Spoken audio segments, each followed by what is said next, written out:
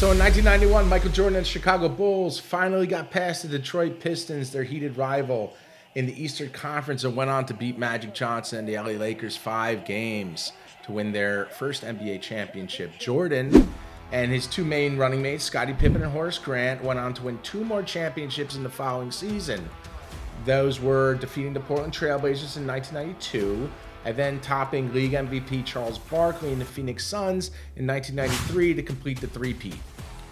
Soon after that, third championship, tragedy struck the Jordan family. Michael's father, James R. Jordan Sr., was murdered at a highway rest stop in North Carolina on July 23rd, 1993. His body was dumped in the South Carolina swamp and not discovered until August 3rd. These events were obviously devastating for Michael, who were very close to his father, and on October 6, 1993, Michael announced his retirement from basketball, stating that he lost his desire to play. Decision not to play the game of basketball in the NBA. Doesn't mean I'm not going to play basketball somewhere else, but... Scottie Pippen, Horace Grant, and the Croatian Toni Kukoc became the new big three in Chicago. Meanwhile, Jordan announces his desire to play baseball, which is his father's favorite sport. So he signs a minor league deal to play for the Birmingham Barons, which is a affiliate of the Chicago White Sox. Fast forward a little ahead, and things are not growing great for Michael on the baseball diamond. Then the Bulls get eliminated by the Knicks. Shortly thereafter, Horace Grant leaves the Bulls and signs a free agent contract with the Orlando Magic. That next season, the Magic are thriving. The Bulls are teetering around 500, and Michael says the 2 most famous words in Chicago sports history. I'm back. So here comes Michael, right? First game back against the Pacers had the highest TV ratings of any regular season game since 1975. You think fans missed Michael?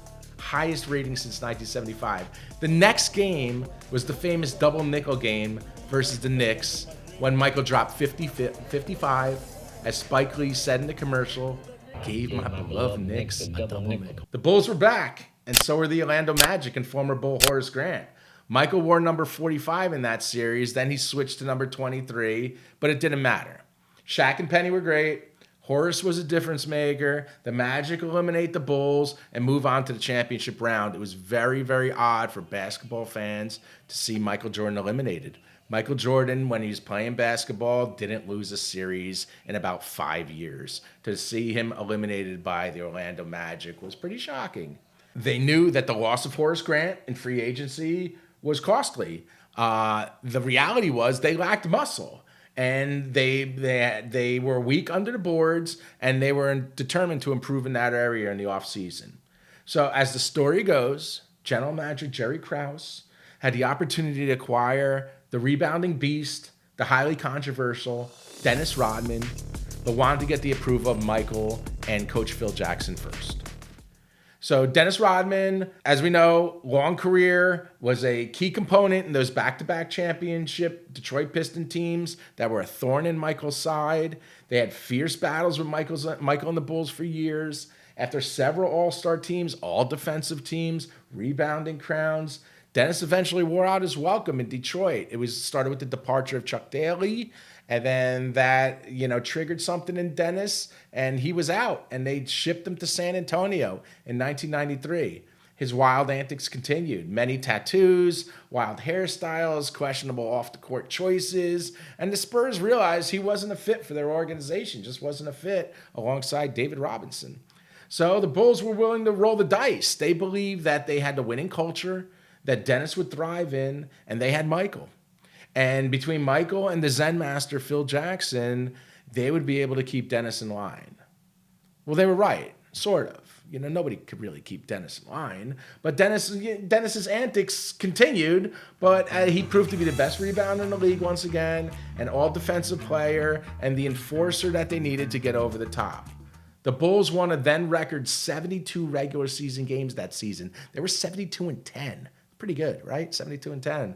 And that was their 4th NBA championship.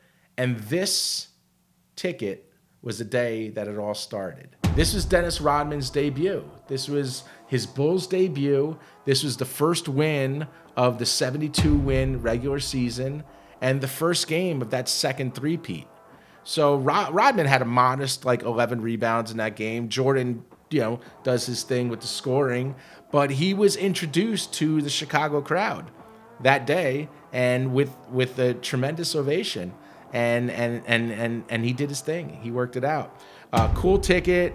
Any kind of 1990s Chicago Bulls ticket, that had Michael playing in the game is really cool, really collectible.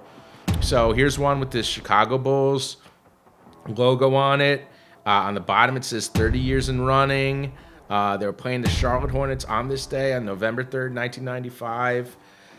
Dennis Rodman signs in blue. You can't really decipher that it's a Dennis Rodman signature. It's Dennis just has sloppy autograph. It's a little messy. He signs off of the ticket. He did that on the left side of his ticket. He did it on the right side. But he wrote Bulls debut right over the bull, right there on the bottom between the three X's.